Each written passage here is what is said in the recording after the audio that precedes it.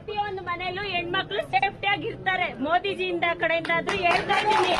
ಇಲ್ಲ ನಮ್ಮ ಮನೆ ಹೆಣ್ಮಕ್ಳು ಆಗ್ಬೇಕಂದ್ರೆ